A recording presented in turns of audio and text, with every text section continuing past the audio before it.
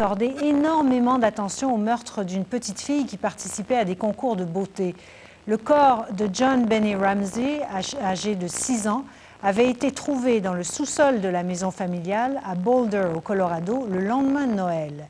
Eh bien, un suspect américain a été identifié en Thaïlande. L'homme, déjà détenu sous d'autres accusations, aurait avoué certains détails du crime. Oubliez ce que vous avez appris, notre système solaire ne compterait pas 9 planètes, mais 12 et sans doute plus. Tout dépend en fait de ce que l'on entend par planète. 2500 astronomes réunis à Prague proposent une définition qui va mettre fin à une controverse interminable et changer bien des choses. Les observations d'Yvan Lamontagne. Les astronomes font face à une réalité qui semble farfelue. Il n'existe aucune définition officielle du mot planète. One is inevitably drawn into the history as well as looking to the future. Un comité spécial de consultation propose une définition qui n'a rien de compliqué. Essentiellement, ce qu'on définit, c'est un objet qui est rond, premièrement. Donc, ce n'est pas un caillou difforme. Et c'est un objet qui tourne autour du Soleil et qui a une certaine masse. Donc, qui est suffisamment gros. On parle d'un 12 millième de la masse de la Terre. Les 2/3 des 2500 astronomes doivent voter en faveur de cette définition la semaine prochaine pour qu'elle devienne réalité. Si c'est le cas, le nombre de planètes de notre système solaire passerait de 9 à 12. Pluton garderait son statut. Parmi les nouvelles venues, Charon et Cérès. La troisième et la plus lointaine s'appelle 2003 UB313. On la surnomme Xena. UB313 appartient à la ceinture de Kuiper, un anneau de roche glacée situé au-delà de Pluton. Jean-Marc Carpentier est convaincu que la définition sera entérinée sans difficulté.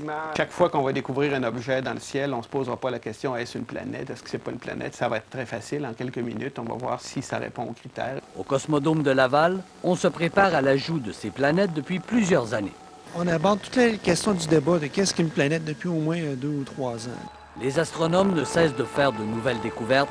Il pourrait y avoir beaucoup plus que 12 planètes. Peut-être que dans quelques années, on va avoir, je ne sais pas moi, 12, 15, 16, 17 planètes. Mais en même temps, c'est pas dramatique. Tout ce qui est dramatique, c'est que M. Carpentier devra faire comme les autres et se procurer de nouveaux livres de référence. Yvan Lamontagne, Radio-Canada, Montréal.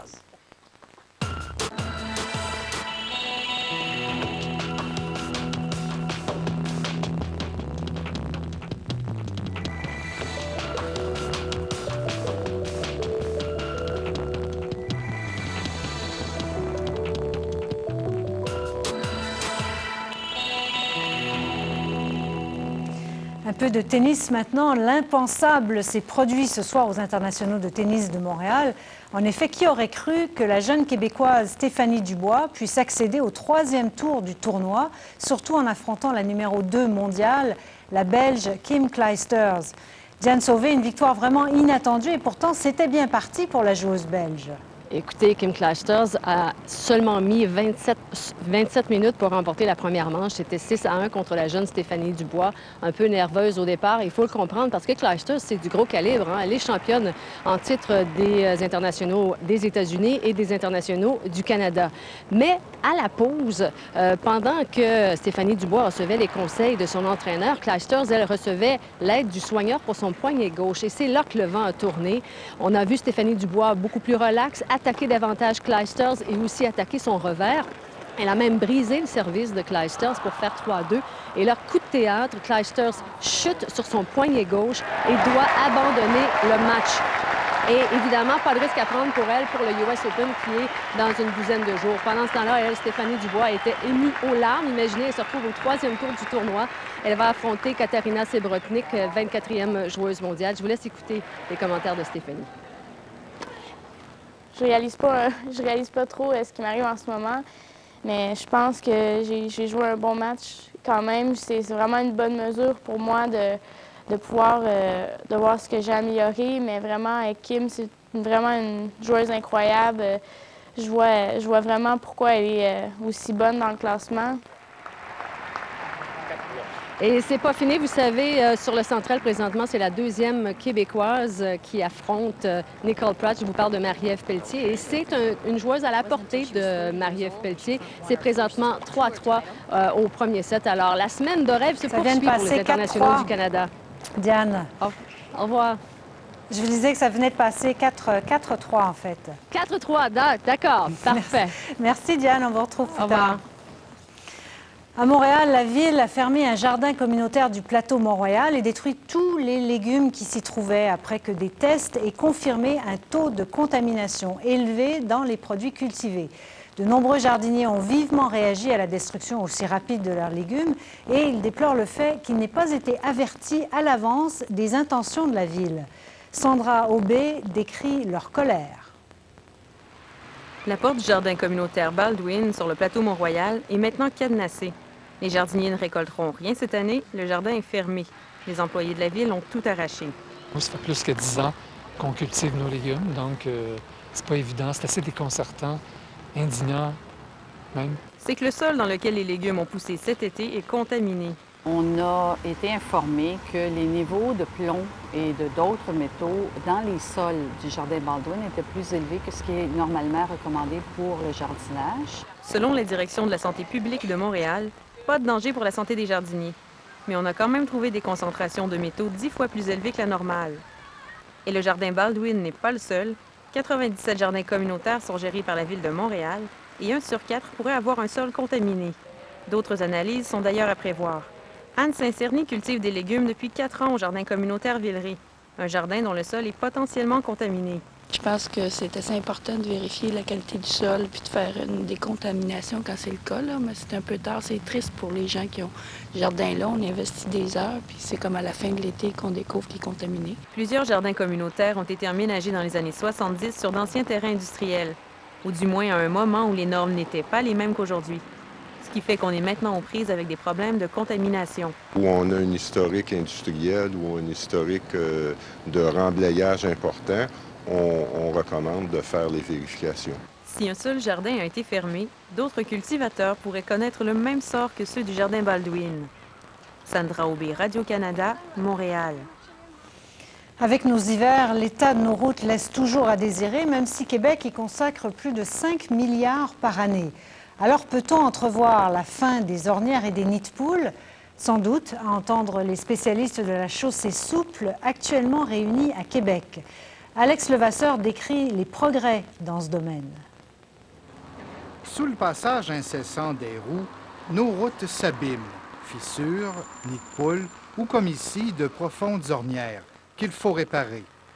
La Ville de Québec s'intéresse de près à cette question. On a développé et adopté de nouveaux produits. C'est d'ailleurs la Ville qui innove le plus au Québec dans ce domaine.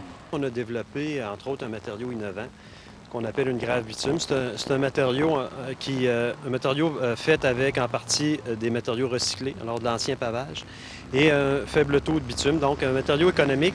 En fait, l'asphalte qui recouvre les routes n'a plus rien à voir avec ce qu'on utilisait autrefois. Aujourd'hui, on a des mélanges qui vont avoir tendance à user beaucoup moins et à être beaucoup plus stables. Tous les 2 ans, les chercheurs et les industriels de l'asphaltage se réunissent pour mettre en commun leurs découvertes.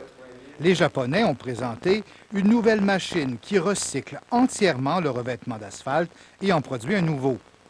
Ici, à Québec, l'Institut national de l'optique a mis au point un système qui permet de mesurer la profondeur des ornières. Des gens qui sont arrivés avec un rouleau d'asphalte, donc de l'asphalte qui se déroule comme un tapis. Ça a surpris pas mal les gens dans la salle. Sans compter l'asphalte de couleur ou les développements des instruments de mesure de qualité.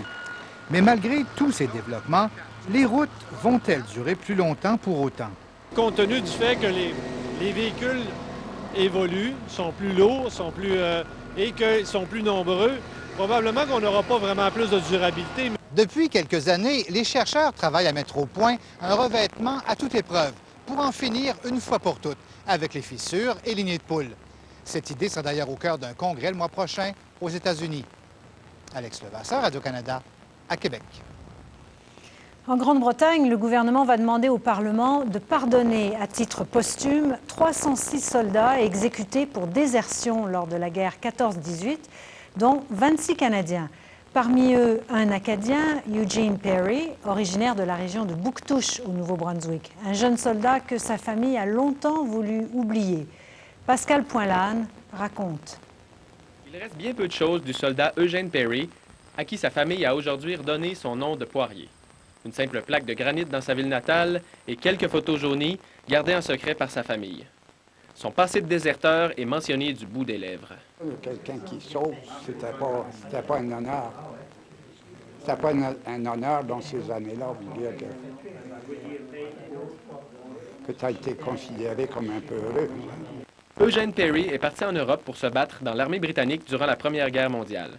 Une guerre de tranchées atroce où l'horreur était quotidienne. C'était pas un lâche.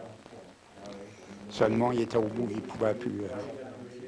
Eugene Perry et 22 autres soldats canadiens désertent, fuyant les combats et la mort. Un geste qui leur coûtera la vie. Rattrapés et jugés sommairement, ils sont exécutés. Eugene Perry avait 21 ans.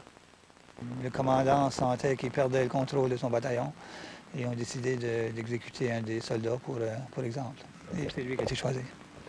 Voilà que 9 décennies plus tard, le gouvernement britannique s'apprête à demander la réhabilitation de ces soldats. Trèfle Poirier, qui est lui-même un vétéran de la Deuxième Guerre mondiale, se réjouit de cette décision. Aujourd'hui, quand un soldat a fait, disons par exemple en Irak ou dans ces pays-là, quand il a fait un 3-4 mois, il retourne chez eux pour un pot, puis